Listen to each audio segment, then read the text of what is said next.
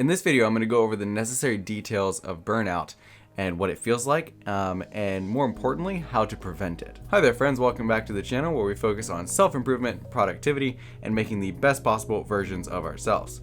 This is the first video of a two-part series about burnout. The next video will be covering more of the how to recover from burnout after you're already there. This video is hopefully to keep you from getting there. This video will be split up into 3 different sections. First one is what is burnout, what's it feel like, and all of the things that go along with it.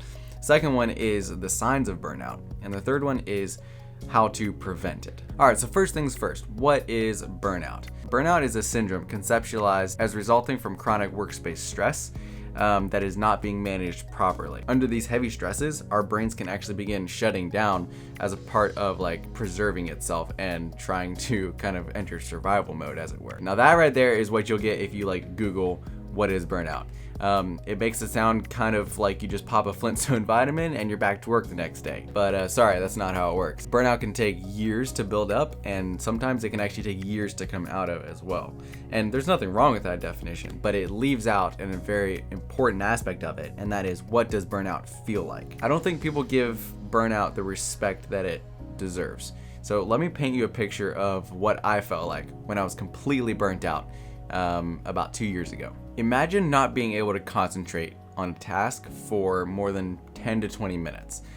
So you bounce from one thing to another and nothing really brings satisfaction. It feels like everything is outside of your control and you feel like you can never get ahead. This forces you to react to life instead of going through life proactively. Conversations take a lot of energy and focus, so usually whenever I would get into one, I would immediately try to find a way out of it. Your mind feels clouded and you can't really remember what it was like when it was clear. Worst of all, you don't have an ounce of motivation or energy, so you choose the path of least resistance. Relying on willpower is kind of like wearing a rocket backpack.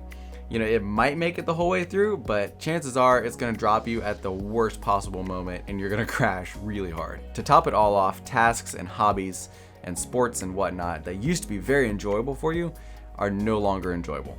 So why spend energy on them? And if you haven't experienced like hardcore burnout like this, it's very difficult to understand exactly what it's like not to have motivation and willpower like this. It's very crippling, and you can't really progress forward with stuff like that. Next, let's look at the signs of burnout. What I'm gonna say about myself as far as the signs that I should have seen might be different than what you're gonna see, but I'm still gonna share them in hopes that it will benefit you in some way. One thing that I was doing was relying on my willpower to push me through all of my tasks.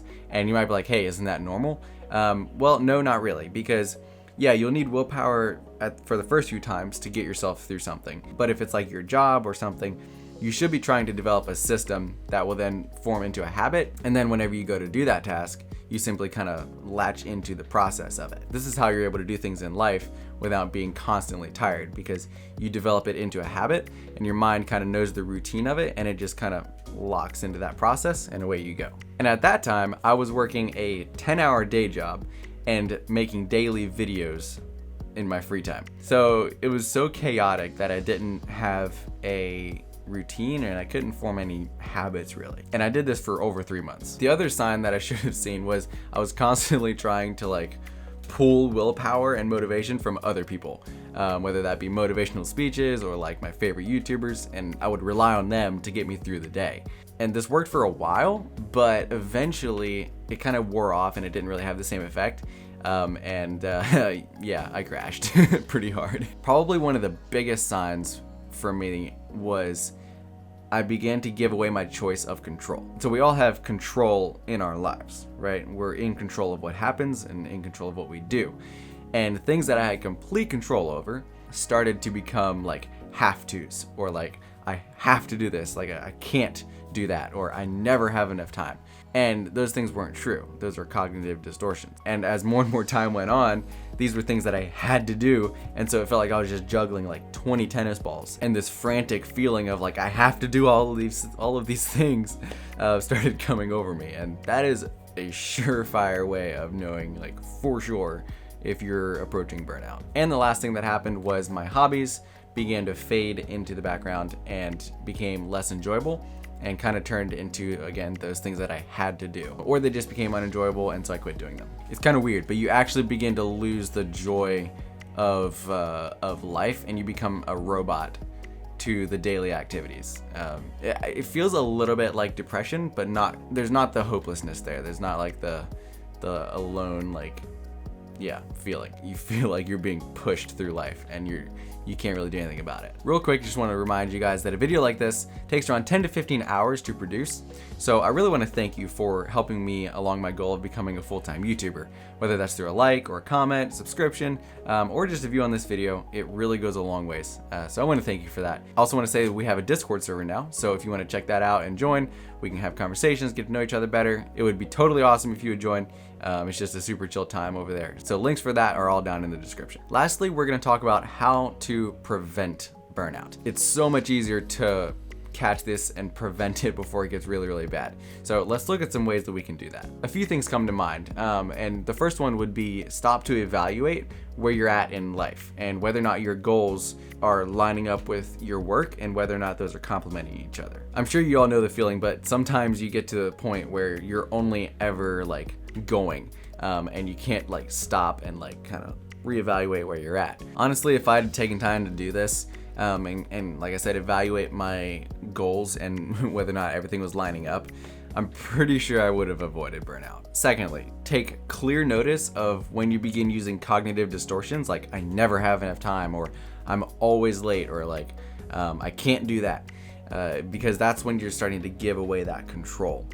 Because you are in control of all of those things, most likely. You've just chosen to limit yourself on them. And if you're not familiar with cognitive distortions and what they are, I have a video up here, I'll link it, that you can check out and see what they are and how to prevent them, because catching these before they get too big is a large part of prevention. And if you ever feel like like the world is controlling you, it's not a good sign, because you'll eventually get stuff more and more stuff added onto you, and then it'll just collapse. Thirdly, make sure you have people around you that can give you insight. So my brother was really key, because he would stop me again and again and be like, dude, if you don't slow down, you will burn out. He's like, I have burned out. You will do it too if you don't stop. And I was like, psh, I'll be fine. But then when I did actually burn out and I went back to him, I was like, yeah, you were right. And he's like, I told you so.